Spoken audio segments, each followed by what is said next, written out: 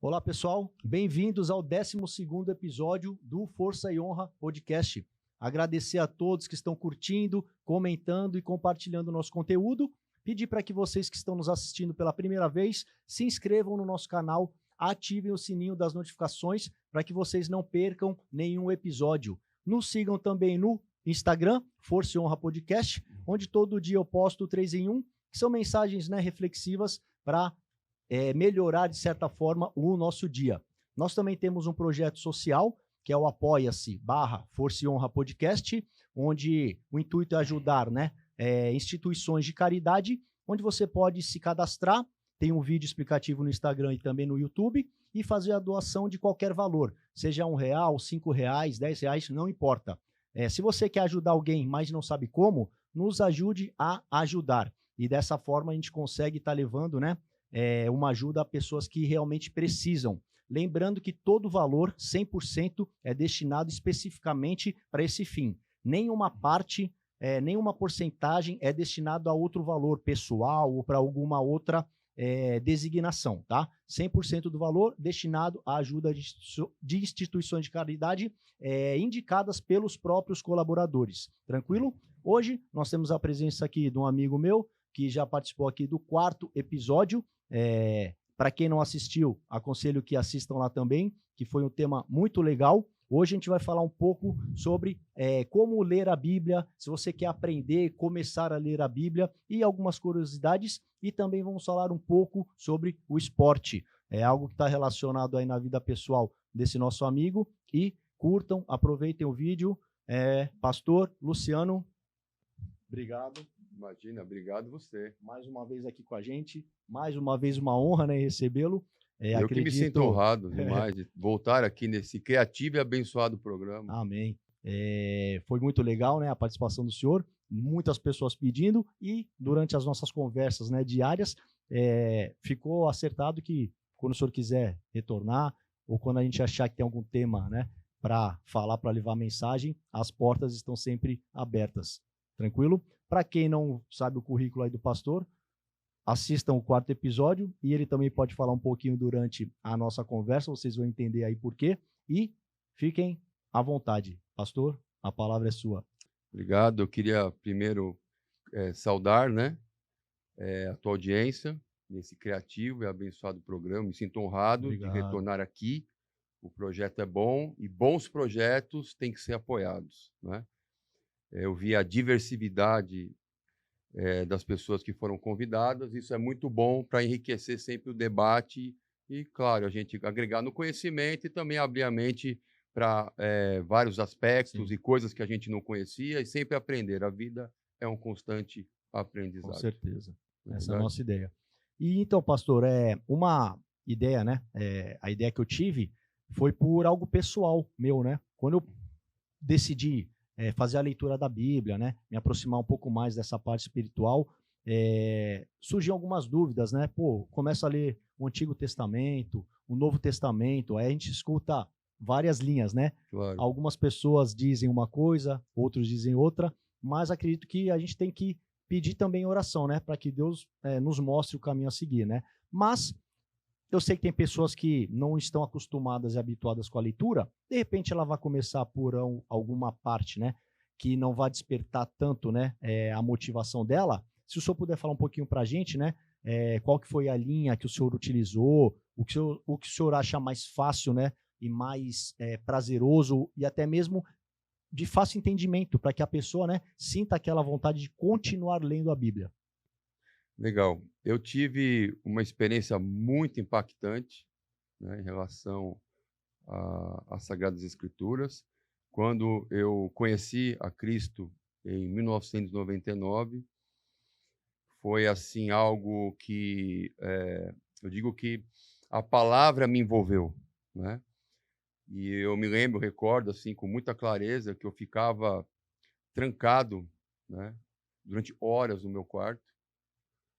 E morava com a minha mãe na época, e eu ficava 4, 6, 8 horas lendo, E o que me trouxe o interesse, o que me trouxe assim sempre buscar, né, continuar a leitura e buscar me aprofundar, né, foi a oração. E, claro, essa dependência do Espírito. Porque independente, sargento, que nós vamos falar aqui, né, a base para que a gente possa ter uma leitura abençoada da Escritura, e, sobretudo, para que temos uma metanoia, uma mudança de mente, uma abertura espiritual, é a dependência do Espírito Santo. Eu quero pontuar isso como algo muito claro. Independente do caminho que, ou na oração, você pedir, né, em oração, uma orientação, né, ao próprio Deus, para que o Espírito Santo oriente de onde deve começar, mas o principal é a dependência, né? Então, importa se você vai começar de Gênesis, né? Se você decide começar pelos Evangelhos, ou você vai ler uma epístola paulina, uma epístola geral, ou você vai lá dentro do Salmo, dos Provérbios, né? O mais importante é a dependência do Espírito Santo, né? Assim, eu poderia recomendar, por exemplo, olhando para o Evangelho de Marcos. É um evangelho muito bom para pessoas que querem começar. Por quê? Porque é um evangelho leve de leitura, foi um evangelho escrito aos romanos, né? E ele fala muito sobre o quê? Os feitos de Cristo, né? Os feitos de Cristo. Então, o Evangelho de Marcos é uma leitura leve, eu acredito que recomendado para quem quer começar, por exemplo. Você pode depois migrar para o Evangelho de João, que é o evangelho que fala do quê? Da divindade de Cristo. Você quer conhecer a divindade, o Evangelho do amor, né? O que foi feito na cruz do Calvário, o que significa isso para nós. É uma leitura muito espiritual, o Evangelho de João, né? Depois você pode migrar para o Evangelho de Mateus, de Lucas, e cada um tem a sua ênfase, né? Mateus é um evangelho mais Jesus apresentado como o Messias, né? Você olha para Lucas, Lucas já é um evangelho escrito para os gregos. Você vê que há detalhes, né? A cultura helênica chama isso, né? A riqueza literária de Lucas. Então, você observa que no Evangelho de Lucas há pormenores, os relatos são feitos de maneira detalhada. Então, existe essa diferença entre os evangelhos, né? Você pode também, por exemplo, de repente, você é uma pessoa que gosta de números, você pode começar por Provérbios. Provérbios é um livro que nos ensina o quê? A viver bem. Fala muito de finanças também no livro de Provérbios, né? Você pode, por exemplo, se você é uma pessoa mais ligada à oração, à adoração, por que não você ler o livro de Salmos? É inspirador para quem né? Ligado à adoração, à oração. Agora, se você é uma pessoa muito técnica, você gosta de conhecer os pormenores, você quer conhecer, você quer entender o assunto de maneira sistêmica, você começa por Gênesis. Entender, né?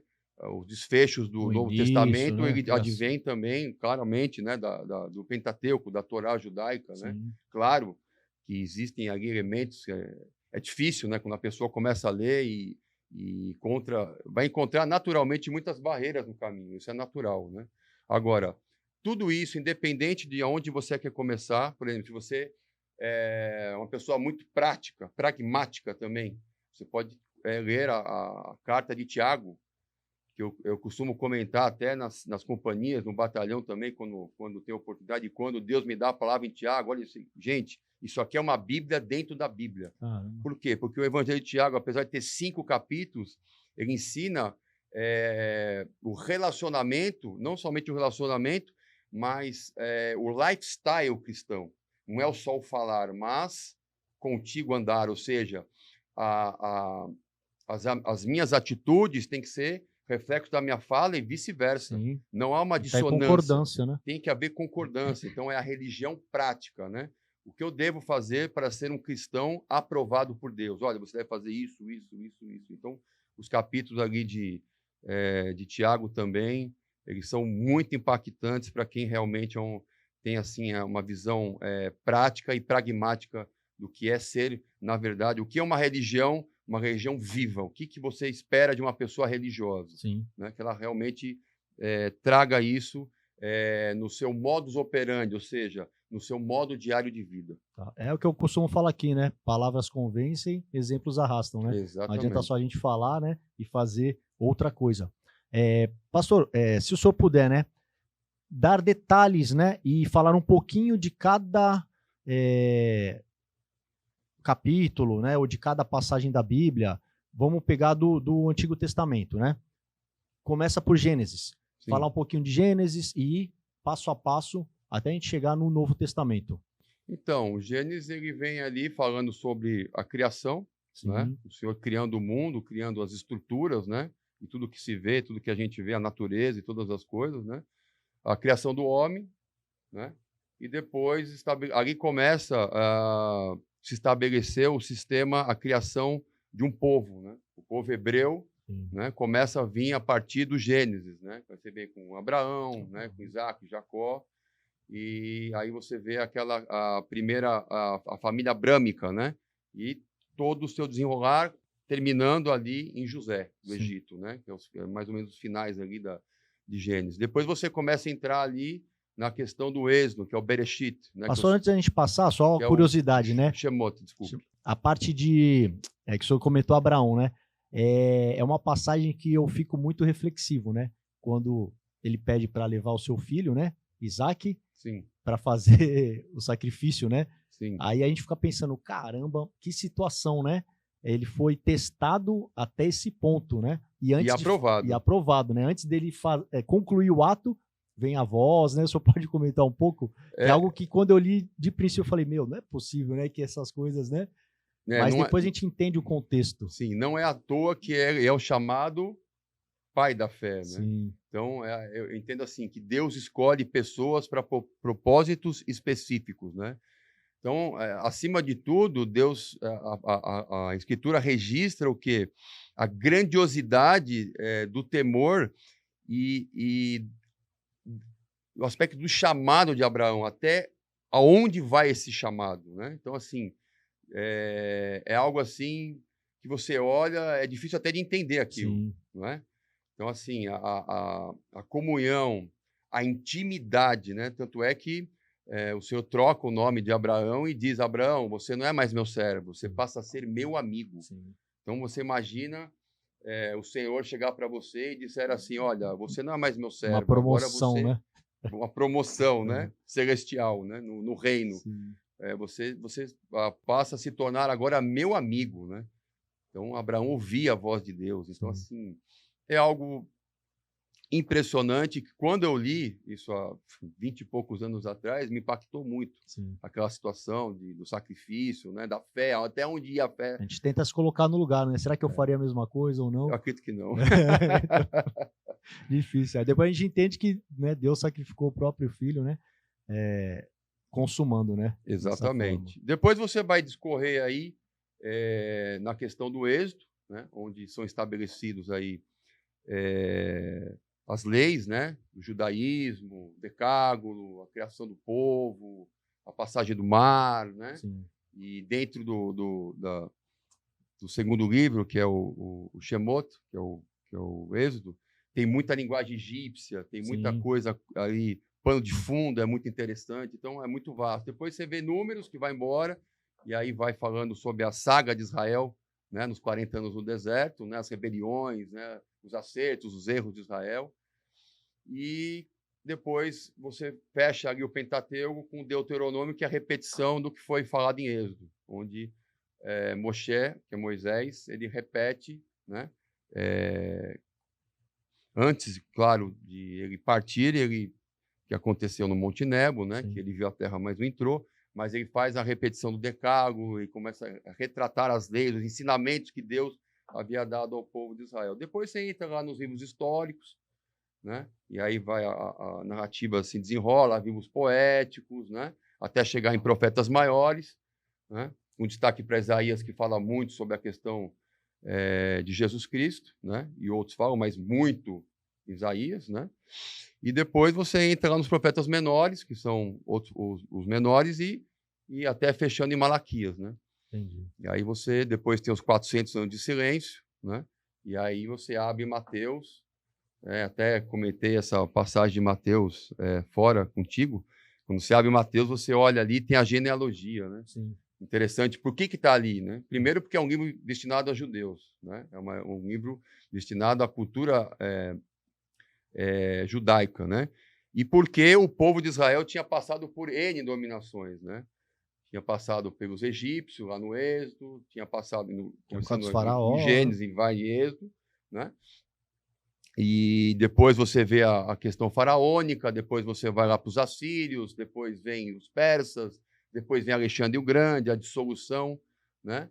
E aí você tem a revolta dos Macabeus, né? Quando foram imolar ali dentro do próprio altar, foram imolar um porco, né?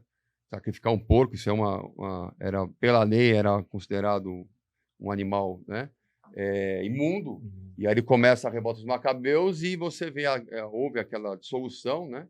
E o povo de Israel vem nessa toada, né, de dominações. É por isso que quando abre o primeiro de Mateus, quando a genealogia, justamente Mateus traz a genealogia para saber, na verdade, quem era judeu de fato.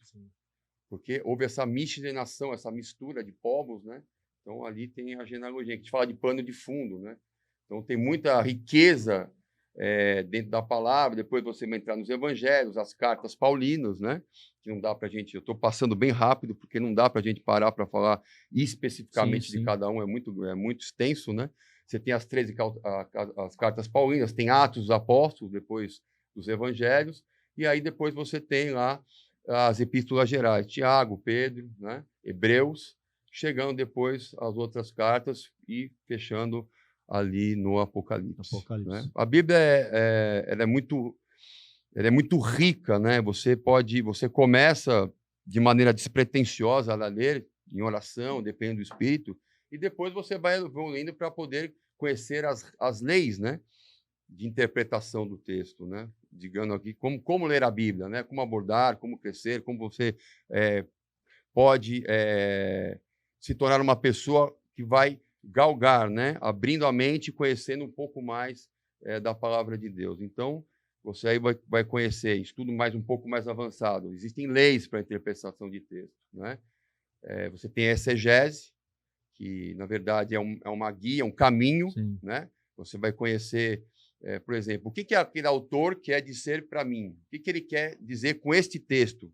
O Antigo Testamento é muito rico nisso, né? E muitos, às vezes, pregadores, pastores, acabam fazendo uma mistura com o Novo, né? Sem contextualizar o que aconteceu no Velho com a separação do Novo. Né? Então, a gente tem que tomar muito cuidado com isso. Depois vem o que? A hermenêutica, que é a arte, que é uma ciência que anda junto com a exegese, né? E a hermenêutica vai trazer o quê? As leis de interpretação do texto. Por exemplo, você tem a regra geral, depois você tem 4 regras para você interpretar um texto. Por exemplo, a regra fundamental, a Bíblia explica a própria Bíblia. Depois você vai olhar o sentido de cada palavra naquela frase. Depois você vai olhar, avançando um pouco mais na regra, você vai olhar no contexto do versículo. Depois você vai olhar no contexto do capítulo. Né? E aí você vai no livro.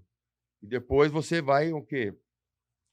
Trazer, se você não conseguir a interpretação adequada, você vai puxar pedaços da Escritura ou fatos da Escritura que estão ligados com aquela passagem para você poder trazer a interpretação correta, né? Então, e você pode ir mais, se você quiser, dá para você avançar mais, quando você vai entrar no grego, no hebraico, provavelmente dito, no estudo, né, das Escrituras, porque sabemos que 80% foi hebraico, aproximadamente 19% em grego das Escrituras e 1 a 2% o aramaico. Então, tudo isso vai trazer o quê? Uma evolução até você chegar, por exemplo, eu fiz um curso agora há pouco de pós, que é a teologia bíblica do Antigo Testamento, onde você vai entrar na exegese, né, de livros, de passagens, né, e você vai realmente entender o que o autor queria dizer, né, de maneira literal, né, porque você tem as diferentes linhas teológicas, por exemplo, a teologia sistemática, onde divide a teologia em segmentos. Por exemplo, vou estudar a angelologia, a parte da teologia que estuda os anjos dentro da Bíblia. né? A doutrina de Deus, a doutrina do Espírito Santo e assim por diante, o Paracleto, e vai embora. Então, só que essas doutrinas, por exemplo, a teoria sistemática, ela tem o quê? O cunho humano, que ela tem a opinião do autor, né? Do teólogo que está esboçando aquilo. Sim. Então, a gente diz que não é uma teologia puríssima. A teologia pura é a teologia bíblica, porque é a teologia literal. Aí eu falo já em grau mais avançado. Então, você começa lá embaixo, do início, de uma leitura despretensiosa, mas coberta de oração, em busca do Espírito, e você vai evoluindo para você separar o que é revelação do que está escrito, de aplicação de textos. Então, isso é uma coisa muito delicada. Tem muita gente que, às vezes, faz confusão, trazendo situações do velho, né? E dizendo que aquilo não, que é Jesus no velho, não. Sim. É literal, é o que está escrito ali. Então, sim, tem que tomar muito cuidado, né?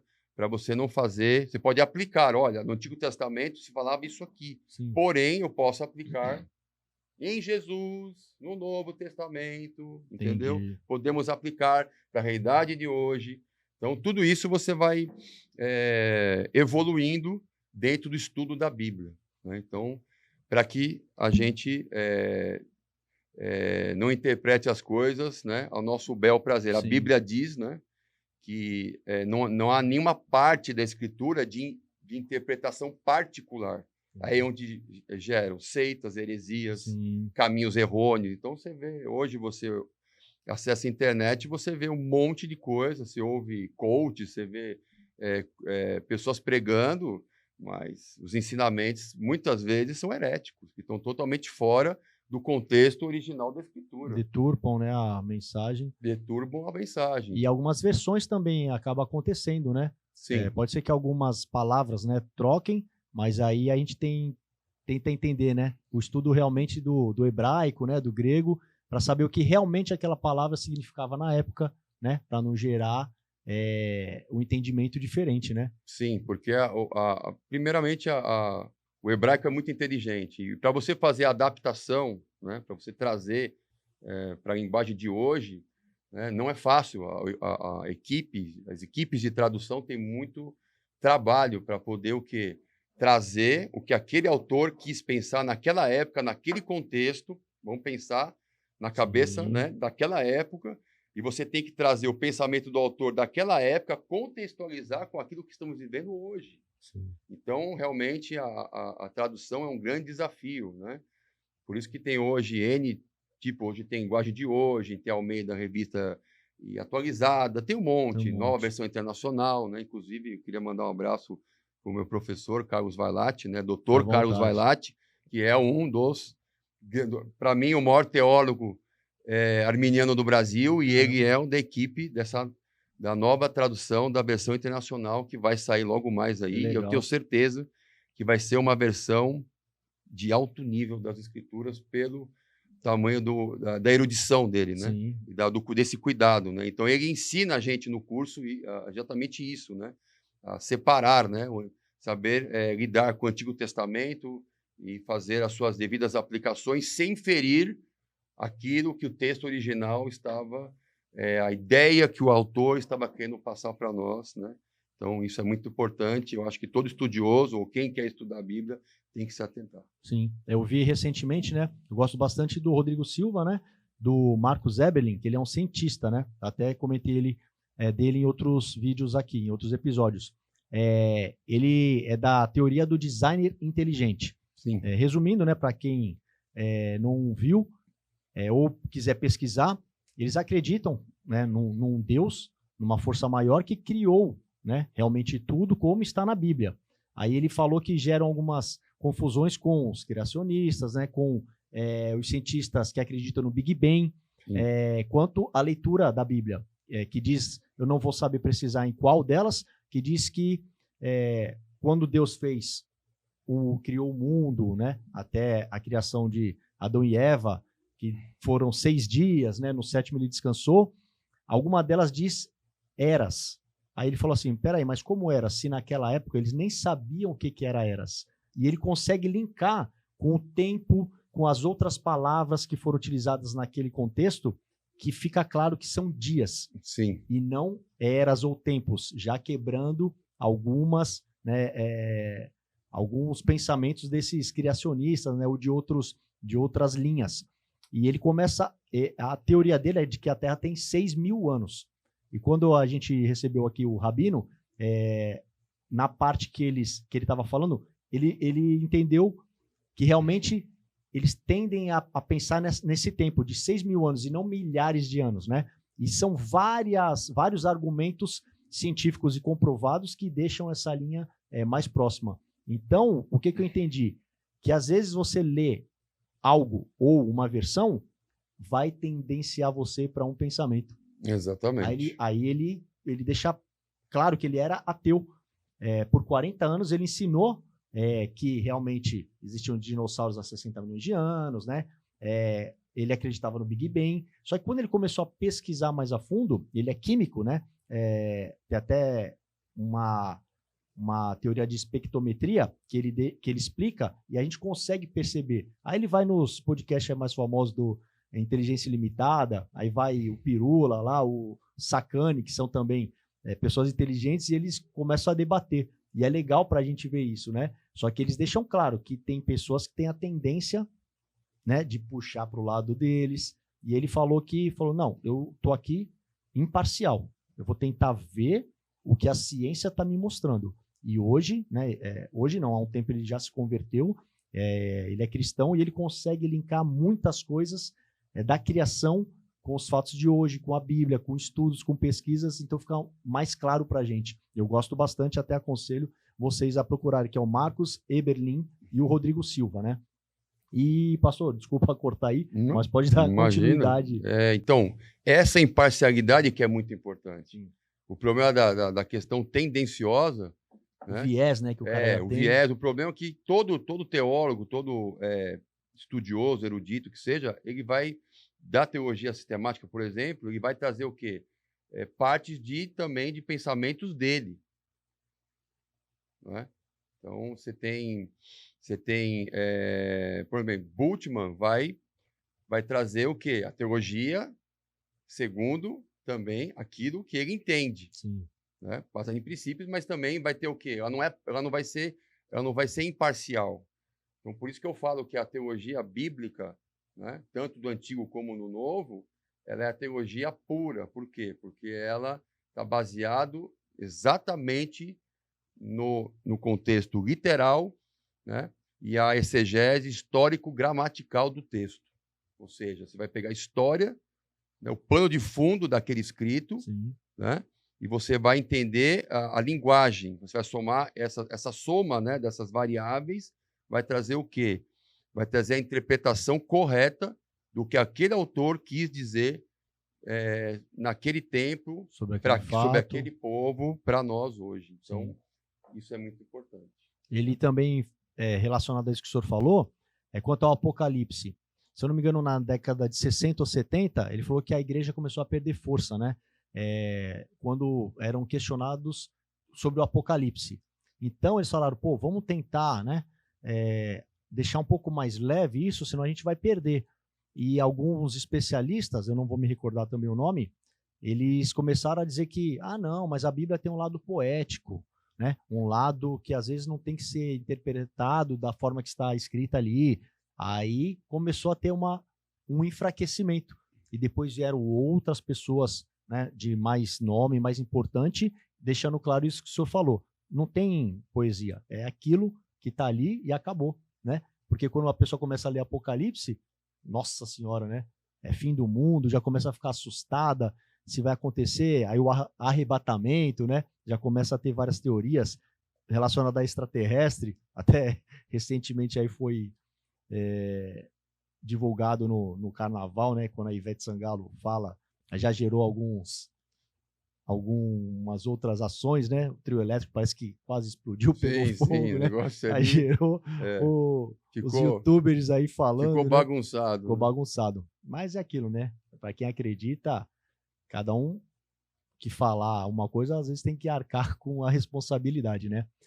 Pastor, quer acrescentar mais alguma coisa nessa parte? Os panos de fundo. Sim. Os panos de fundo são muito importantes, né, para você poder entender exatamente o que nós estamos falando aqui e para que você possa se aprofundar em algumas questões. Por exemplo, quando eu lia Êxodo, capítulo 14, ali, naquela fatídica passagem, né, épica, né, da abertura do mar, né, endurecimento do coração de Faraó, as pragas, né, que foram enviadas e tudo mais pelo Senhor. E eu olhava assim, eu lia o texto, eu falava, nossa, mas tinha partes ali que Deus tinha endurecido o coração de Faraó. E tinha outras que o próprio Faraó tinha endurecido o coração. Eu falei, Senhor, mas o que é isso, né? Aí eu fui descobrindo na arqueologia. Sim. O tamanho do que estava por dentro disso. Na verdade, ali estava havendo uma guerra de teologias. Sim. Um embate espiritual, vamos dizer assim, né? A teologia do Senhor, ou seja, né, o Deus verdadeiro, versus a teologia falsa do Egito, né? Sim. Adoravam outros deuses, né? Por quê? Porque quando o egípcio morria, tinha o culto egípcio à morte, né? E quando o egípcio morria, havia aquele processo de embalsamento e tudo mais. E para que o egípcio alcançasse a salvação, dentro da teologia egípcia, ele precisava fazer algo que era chamado confissão negativa. Caramba. Né? Ele tinha que confessar os seus pecados. Né? É claro que o coração do homem não vai nunca querer confessar. Né? Então, o que acontece? Ele tinha uma opção. Para ele não ser julgado, ele tinha que ficar em silêncio. Entendi. Porque, naturalmente, fuga, né? O coração do homem vai confessar o pecado. Né? Então, dentro da teologia, ele era, né, colocado ali, e isso era escrito dentro do sarcófago, ele é escrito em hieroglifos egípcios, né?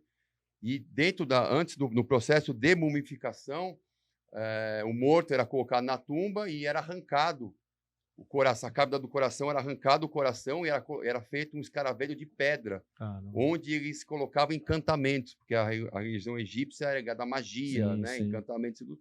E dentro desses encantamentos que estavam cravados no coração, na magia egípcia, estava escrito assim, na pesagem do coração, estava escrito assim, olha, coração, não confesse meus pecados, não me entregue, coisas relacionadas a esse tipo. Né? E isso eles tentavam fazer para o quê? Atingir a salvação dentro da teologia. O que o Senhor fez? Ele endureceu o coração do faraó, não para ele ser salvo, mas para ele não ter poder de resistir às pragas. Caramba. Para que o Senhor mostrasse o seu poder em toda a terra do Egito. Então, o endurecimento do coração do faraó, que gerava o quê? Salvação na teologia egípcia, sim, gerou destruição no Egito, porque o faraó, vendo o que estava acontecendo, ele foi incapaz de promover uma resposta, né? Ou seja, de falar, deixa o meu povo, ou coisa do tipo, né? Deixa, eu vou fazer o que tem que ser feito. Não, ele, né? Deus impediu, né, que ele tomasse qualquer tipo de ação. E eu acabei descobrindo isso lendo, né, o Randall Price, até recomendo que vocês leiam, um arqueólogo muito importante. E dentro dessa pesquisa arqueológica, né, eu li e entendi aquela passagem que, para mim, o pano de fundo não estava claro, eu estava tentando entender o que estava acontecendo ali e, através da investigação, eu consegui entender que ali havia o quê? Um embate, né, de reinos. Caramba. E o Senhor mostrou, claro, o seu poder em toda a terra do Egito, né, como a gente lê durante a narrativa. Sim. Mas essa questão era uma coisa assim que me intrigava. E eu acabei buscando esse conhecimento, que é o pano de fundo que não está lá, mas é, claro, relacionado a todo o livro que está ligado ao quê? A uma cultura egípcia, porque o povo de Israel passou 400 anos sob o domínio egípcio. Sim. Então, eles foram o quê? Na verdade, passaram por um processo de aculturação egípcia, né? Tanto que o modo que Deus abriu o mar e outras coisas, as pessoas, grande parte não sabem, eram rituais egípcios. Sim. Deus usou a própria cultura egípcia para destruí-los. Caramba. Isso é muito forte. Sim. Nessa parte, quando o faraó, né, depois das 7 pragas, ele até, acredito, né, no momento entendeu o poder de Deus e libera, né, o povo. Só que depois, é isso que eu queria entender, o que o senhor poderia falar? Será que ele se arrependeu e depois foi atrás, né, para exterminá-los, né, novamente, ou foi meio que, não, vai lá, no intuito de trair mesmo eles? Eu entendo que ali o Senhor tinha que ser glorificado, porque havia algo que tinha que se desdobrar ali na abertura do Mar dos Juncos, né? O pessoal fala mar Vermelho, mas não é, né? A tradução correta é Mar de Juncos. Então, havia ali o quê? Todo um contexto que tinha que acontecer. Então, eu entendo que é um trabalhar de Deus mesmo. O senhor tinha que... o esplendor de sua glória, ele tinha que utilizar isso, né? A perseguição final ao povo judeu, para que ele pudesse fazer aquela maravilha, né? Que foi provada até pela ciência.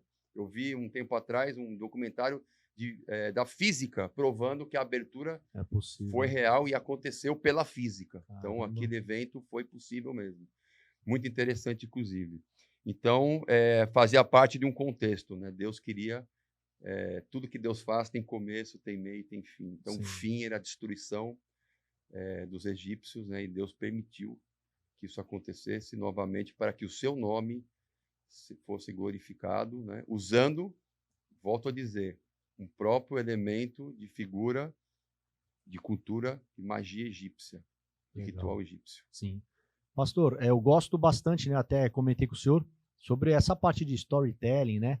Saber um pouco da história, não vou falar personagens, né? Mas das pessoas mais importantes da Bíblia. E até deixar aqui em aberto, se eu concordar, né? A gente poderia fazer outros episódios falando especificamente de uma pessoa, de repente Davi, Salomão, né?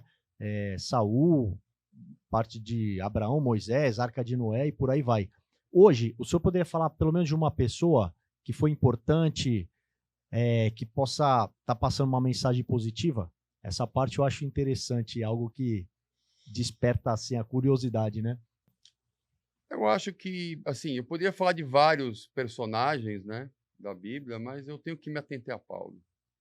Paulo é assim, o legado de Paulo, né, a profundidade do que ele fez, o que Deus usou ele, né? Paulo que tinha outro nome, né? No início. Saulo mudou para Paulo, né? Era um cidadão romano, ele tinha dupla cidadania, depois o Senhor, né? Do encontro que ele teve ali, em Atos dos Apóstolos. Agora, você vê ali a riqueza da profundidade teológica, né, de Paulo, né? Você lê o livro de Romanos, você fica perplexo, né? É um livro que você lê, você volta a ler, você lê de novo e cada vez parece que a profundidade espiritual dele não acaba, né? Então, assim, ele é um marco no cristianismo, né? O Paulo, assim, o que fez, né? As viagens missionárias, né? O que passou pelo amor de Cristo, né? Ele como líder, a formação de lideranças, né?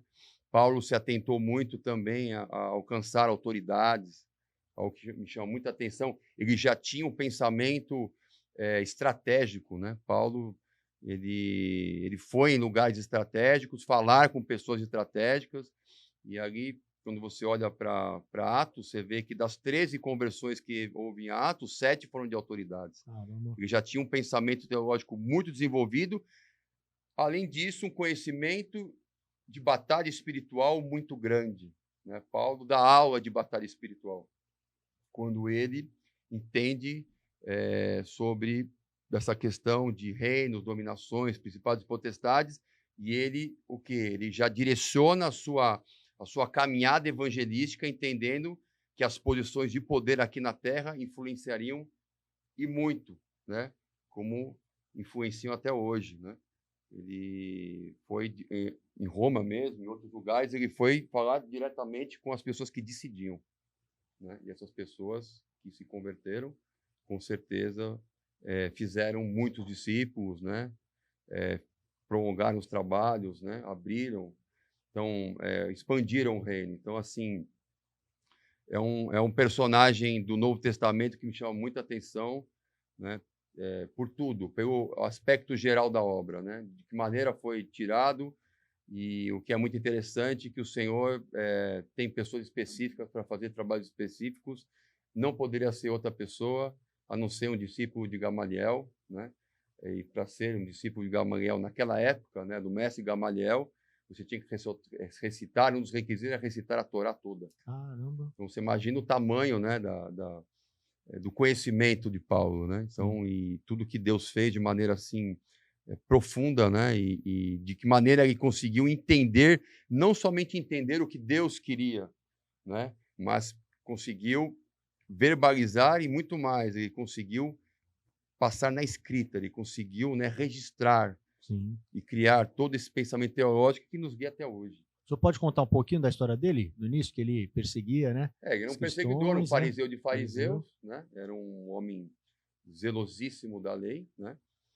Muitos foram, através das suas mãos, foram presos, foram... estava até na execução de Estevão, né? Que foi o primeiro mártir ali, né? Então, ele passou muito tempo perseguindo a igreja, depois que teve um encontro ali, né? Ele encontrou com Jesus, que ele teve a conversão, e aí ele passou muitos anos se preparando para o ministério, né? Se não me engano, de 12 a 14, uns falam 12, outros 14 anos, mas sim, Paulo, eu acho que toda essa deixou assim, trouxe um aspecto interno, né? Sim. Dentro para que essa reforma teológica, né, espiritual acontecesse, para que depois, quando ele começou a sua primeira viagem missionária, e depois a segunda e a terceira, ele pudesse trazer tudo aquilo que ele tinha se preparado, né, aquilo que Deus havia depositado sobre a vida dele. Então, a história dele, né, tá no cavalo e cair foi em alguma missão perseguindo ainda os cristãos. Sim. Ele não tinha nenhum viés ainda para benfeitoria, né? Não. Ele ainda estava... Ali ele estava simplesmente cumprindo a missão, né? Que era perseguir as pessoas daquela época, né? Perseguir os cristãos principalmente, né? Então, ele o fez e fez com maestria. Caramba. Né? E foi justamente esse que ninguém esperava, sim, né? Que teve um encontro ali, o livro de Atos relata, né? Ele ficou cego por um tempo, depois a visão, através do servo Ananias, voltou, Deus usou a vida dele, e a partir dali ele começa o quê? A sua caminhada, né? A preparação foi longa, né? Foi longa. Mas depois, quando começou, o start, né, das missões, foi algo assim muito forte, né? Deus usou ele em muitos prodígios, muitas maravilhas, né? Quando a gente lê ali Atos, né? Atos, né? Você vê, né? Atos é o Atos do Espírito Santo, sim, né? Onde muito milagre, muita conversão aconteceu, né? E muitas pessoas importantes foram alcançadas ali, né? E também, claro, um crescimento vertiginoso ali do próprio Evangelho e a expansão, né? Boa. Através das viagens missionárias, né? E tudo mais. Pastor, como a gente conversou, né? Vamos deixar outros temas para outras datas, né? Senão a gente vai querer falar tudo no mesmo dia.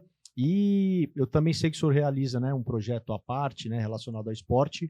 Agora o espaço está aberto aí para o senhor falar desse projeto, do que está para vir aí em Dubai. Fica à vontade. Então, nós estamos vivendo, na verdade, no Strongman Sport de Força, algo que nós tínhamos projetado há 10 anos atrás.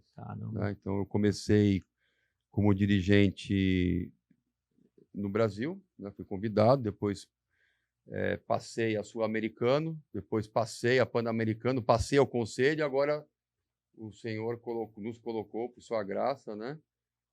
Dentro da vice-presidência. O Brasil hoje é o terceiro nome da maior federação de strongman esportivo do mundo. Caramba. E nós tínhamos entrado com a documentação em Genebra em 2019, né? Houve pandemia, houveram várias situações aí, e essa documentação é um passo para a gente linkar o projeto, né, olímpico. Tanto é que nesse evento que nós vamos fazer em Dubai agora, dia 25, depois, na edição, eu vou colocar aqui para o pessoal dar uma olhada. Sim. Na verdade, vão ter membros do COI, do Comitê Olímpico Internacional. Isso é inédito, porque o que se tinha desde 77, quando começou o primeiro campeonato, que é o World Strongman em Califórnia, era o Strongman Show Freak. tinha suas regras, tal, mas não era considerado um strongman esportivo, propriamente dito. Né? Houveram grandes atletas, grandes destaques, só que aí agora nós estamos inaugurando a era do strongman esportivo. E dentro desse strongman esportivo vão ter regras rígidas, vai ter comitê, né? Tanto é que eles vão estar no campeonato, convidados pela própria organização, né? Convidado pela cúpula, né? Da World Strongman. E nós vamos ter o famoso a posteriori, caso as coisas aconteçam da maneira que a gente quer, nós vamos ter aí o antidoping, que é algo inédito no esporte. Né? Então, houve uma reestruturação muito grande. O nosso presidente agora é uma pessoa ligada ao esporte, também um executivo em Dubai. Né? Ele trabalha como CEO numa cadeia de hotéis, a Emirates Sports Hotel, que, na verdade, o Dubai se tornou, não se tornou, já está no caminho muito avançado de ser uma capital esportiva. Sim. Né? Muitas coisas importantes relacionadas ao esporte estão acontecendo em Dubai. Né? Então, esse evento, na verdade, é um marco de uma reestruturação e o início de um projeto que foi pensado há muito tempo atrás.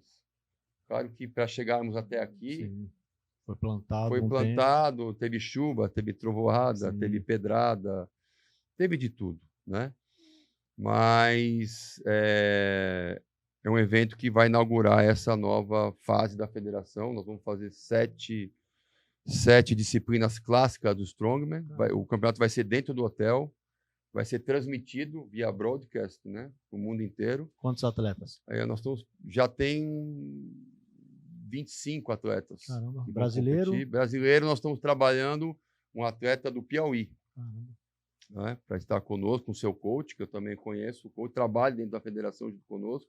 Ele faz a parte norte e nordeste, que eu até mandar um abraço aí para o coach Costa, né, que está trabalhando. O Daniel, o atleta que nós escolhemos para poder estar representando.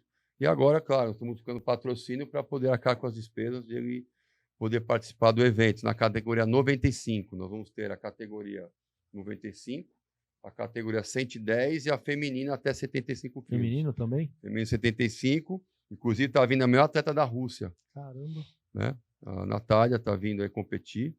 E também, tanto a 95 como a 110, tem atletas que eu conheço, que são, como diz o polonês, ossos duros de roer, né?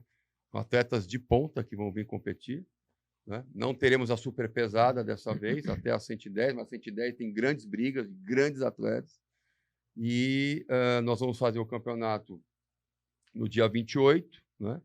E no dia 29 vai ter um congresso mundial da federação, onde muitos representantes em nível de continente vão estar lá. Nós vamos estar debatendo, conversando sobre essa nova reestruturação, planos, projetos, novos desafios, campeonatos que vamos fazer. Então, assim, vai ser algo muito forte, porque numa capital esportiva, num centro, no centro esportivo, dentro de um hotel conceito, é um hotel de esportes, não é? E ali vão ter empresários, vão ter sheiks, vão ter muita gente que vai estar ali acompanhando, os membros do COI, sim, muitos turistas que frequentam Dubai, né? Dubai super frequentado, uma das cidades mais frequentadas do mundo. E nós vamos estar ali com o corpo, o Brasil, se Deus quiser, vai estar todo formado, né? E a gente vai conseguir estar ali representando o nosso país também. Eu provavelmente vou fazer parte da equipe de arbitragem. Né? Eu já fiz arbitragem, eu sou árbitro internacional de esporte, eu já fiz arbitragens em outros lugares, né? E junto com outros árbitros também de outras nacionalidades. Né? Já temos o nosso head referee dos Emirados, temos um árbitro da Polônia, temos um árbitro da Rússia, eu do Brasil, e eu acho que vai ter mais 2 árbitros também. Caramba. Né? Vamos ter os árbitros que vão estar ali no campeonato, acompanhando as provas, e tem os árbitros de mesa, né, que fazem a coleta de resultados ali, né, trabalhando com as pranchetas, e também o head que vai coordenar toda essa equipe de arbitragem. A projeção e visibilidade, a princípio... grande, né? E também um esporte que chama muito público, né? Sim. Os feitos, né? Sim. Que os atletas acabam conseguindo fazer. É um esporte funcional de altíssimo nível, né? Funcional de altíssimo nível. E também é muito bem quisto para o público, né? O Strongman é muito bom de se ver, o campeonato. É muito... Porque são desafios, assim, não comuns, né? Eu quero perguntar agora, como que são divididas as provas, né? Quais são as provas? Se vai ter a bola de concreto, se é... Vai, pedra de Atlas, eu já tenho confirmação que vai ter. Nós vamos ter o dumbbell, né? Que é um halter gigante. Provavelmente vai ter pneu é o tie flip, né, que é a volta dos pneus grandes. Vamos ter as malas, né, que são as caminhadas, os farm walk, né, que é a caminhada do fazendeiro, né? E vamos ter outras provas, o sandbag, que é você tirar o saco de areia, né, às vezes 100, 120, 140 quilos, e você fazendo provas conjunto, né? Entendi. Por exemplo, você faz o sandbag, depois você faz o levantamento das atlas, né, que são as bolas gigantes. O arremesso de barril. O arremesso de barril, não sei se vai ter, ainda estamos confirmando para ver se vai ter.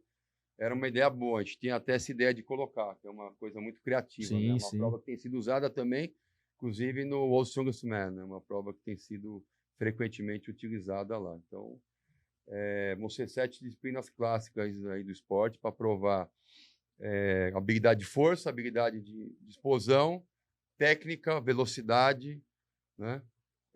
Resistência em altíssimo nível, tudo ao mesmo tempo. Por isso que é um esporte realmente de alta performance, porque chama todas as variáveis dentro de um mesmo atleta, numa mesma proposta de provas de campeonato. Sim. Né?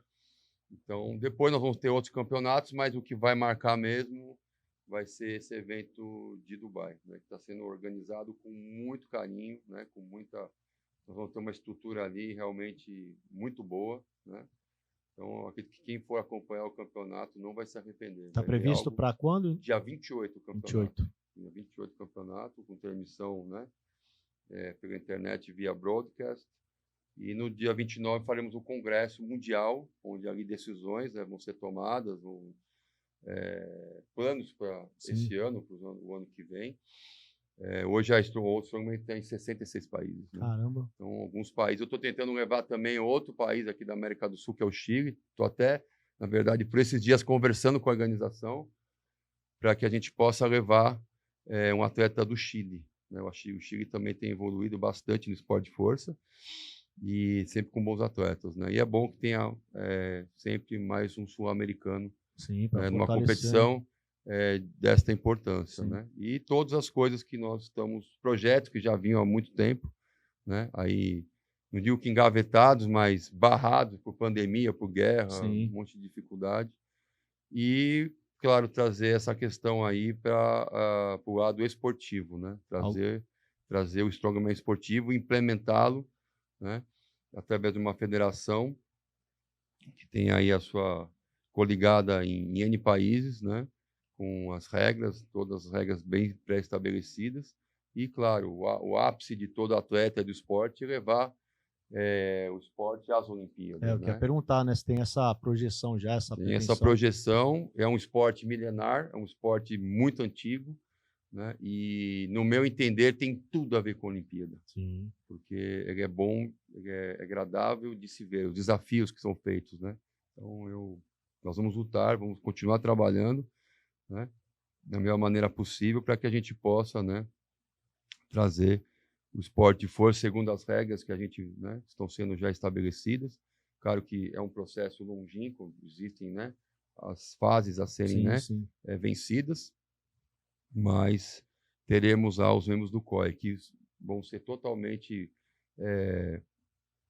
patrocinados pela direção do evento e também foram convidados para estar presente para acompanhar de perto tudo que vai acontecer lá dentro de Dubai Sport City, né? Que a gente fala que é o Emirates Sports Hotel, onde vai ser o campeonato. Inclusive, a gente está trazendo equipamentos do Egito, todos novos, né?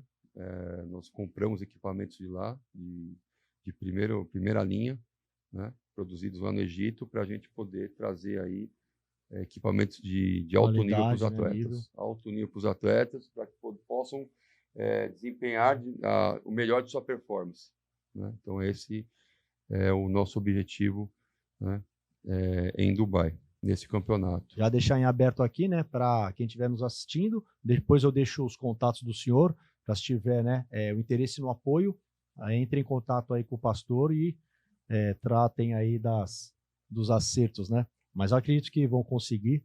É algo que vai ter bastante visibilidade para quem é empreendedor, né, empresário. Acho que é algo bem legal. Ainda mais que está num começo, né? Claro que não seria a ideia, né? Mas no começo dessa visibilidade, né? Sim. Hoje, só para encerrar, se a gente se aqui na Europa, hoje tem estádios, né? Caramba. Hoje tem auditórios de 10, 12, 15 mil pessoas assistindo o esporte. Sim. Então, e o público vem mesmo. Eu falando porque nós fizemos um campeonato em 2018 aqui na cidade de Ilhabela, no litoral de São Paulo, e por um motivo lá não conseguimos a divulgação que a gente queria. Foi o segundo maior evento de todo o ano. Lá tem evento quase todo dia de esporte. A cidade é muito movimentada. A gente conseguiu colocar na praça das 8 da manhã, nós terminamos o evento 8 horas da noite. Uma média de 1.500 pessoas ali. Caramba. Teve gente que subiu na árvore e ficou horas para ver os mutantes lá pegando peso e fazendo as coisas que é incomum, né? Que o público normal acaba não tendo a oportunidade de ver, né? Como o senhor falou, é incomum, né? O tamanho dos caras, a força, né? Impressionante. Sim. E foi assim, foi até a premiação, o pessoal estava lá acompanhando, né? Vieram muitas pessoas e famílias, pessoas que não conheciam o esporte, né? Isso que não teve divulgação. Caramba. Né? E eu fiquei sabendo, a própria prefeitura disse que foi o segundo evento do ano. Caramba. Teve assim uma repercussão e foi com o menor orçamento da cidade. Nós tivemos uma situação, eu agradeço a Câmara, né, de vereadores de Ilhabela que nos apoiam muito, né? O Beto, o Flávio, né? O Beto que foi o secretário de esporte na época. Um abração para o Beto, um abração para o Flavião também, que é diretor de esporte da época, que nos apoiaram em tudo. O prefeito também ajudou, todo mundo acabou se envolvendo. E nós conseguimos uma verba que faltou para o campeonato naquela época, naquela ocasião, que foi uma verba baixa, mas que a gente conseguiu viabilizar e fazer um evento que saiu baratíssimo para a prefeitura e teve uma repercussão enorme. Caramba, isso que é a ideia, né? Show de bola. Pastor, sei que o senhor gosta aí do boné, né? Até agradeço quando o senhor posta a minha remarca. Esse aqui é o novo modelo aí. Nossa, que chique. Mais uma lembrança para agradecer. Já era bonito, você vê que eu não largo ele. Você vê as fotos, eu estou sempre com ele. Obrigado, Deus abençoe. Eu que agradeço aí, né? Quando o senhor posta. A gente com carinho aqui, ó. De ser lembrado, é muito legal. E eu também quero te presentear, né? Aí, a parte é um presente mais simples, mas é um presente. Imagina, pô. Isso aqui é a edição do PMs de Cristo, o Pão Diário, Caramba. Que é um livro de reflexões, escrita por comandantes, por capelães, por pessoas espirituais que vão, com certeza, trazer ensinamento. Pastores também escrevem o Pão Diário. E o ano de 2024 vem aí homenageando aí a Escola Superior de Sargentos, que eu tenho o maior respeito pelo nosso sargento de todo o Brasil, não só de São Paulo, de todo o Brasil. Merece um respeito. Porque eu digo que o sargento é o ego da tropa. É isso mesmo. Né? Ele é o que está na linha de frente, conduzindo, né, a tropa à vitória. Então, eu queria presenteá-lo com esse Pão Diário 2024 do PMs de Cristo. Pastor, muito obrigado. Com certeza, vou fazer a leitura. Estou acabando o livro que o Rabino me presenteou. Esse aqui será a próxima leitura. Agradeço de coração e já fica a dica aí para quem gosta de reflexões. Pastor, para a gente, né, continuar na mesma linha, eu gosto sempre de que o convidado deixe uma mensagem. O senhor já deixou da outra vez, mas acredito que todo dia o senhor tenha uma mensagem diferente para passar para as pessoas. Fica à vontade aí para dizer essa mensagem, que vai ser vista aí em outdoors, televisões, internet e tocar o coração das pessoas. Fica à vontade. Obrigado, comando. Eu quero dizer para você que está hoje a audiência desse honrado programa, abençoado programa, o seguinte: independente da linha, do livro que você escolha para que você comece a ler, a Bíblia. Tá? Entenda uma coisa, você precisa do Espírito Santo. Seja dependente do Espírito Santo, porque é Ele que revela, é Ele que mostra, é Ele que vai abrir o seu entendimento. Né? A oração é muito importante. Leia a Bíblia, independente de onde você começar, do Evangelho, do Gênesis ou de qualquer outro lugar que você sentir. Faça isso debaixo de oração, faça isso na dependência do Espírito Santo, porque a Bíblia não é um livro comum. A Bíblia é um livro inspirado, é um livro onde 40 homens, inspirados por Deus, escreveram essas palavras que não são palavras humanas, são palavras vindas do alto, inspiradas pelo Espírito Santo. E aí eu tenho certeza que a partir daí o teu grau de entendimento vai aumentar e você vai evoluir, né? Buscando as ferramentas que você precisa, que foi comentado aqui no programa, até chegar em níveis avançados, né? Mas não esqueça que o começo é muito importante. O começo tem que vir comando sob a direção sempre do Espírito Santo de Deus, né? Para você conhecer as riquezas da Escritura, né? Para que você tenha a revelação, porque a Bíblia é um livro espiritual e tem muita coisa dentro dele que a oração e a dependência do Espírito Santo vai te mostrar. Amém.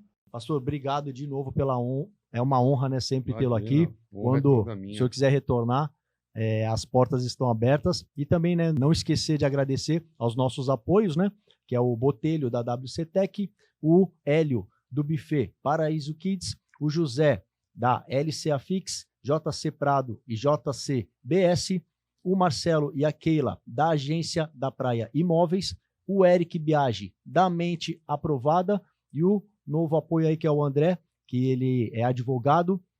Logo mais o logo dele também vai estar aqui para a gente. E para quem nos assistiu, meu muito obrigado. Se puderem, né, compartilhar o conteúdo, a nossa ideia é de estar levando sempre a mensagem a mais pessoas, né? Então fica aqui a nossa gratidão. Até o próximo episódio. Fiquem com Deus, que Deus os abençoe. Força e honra.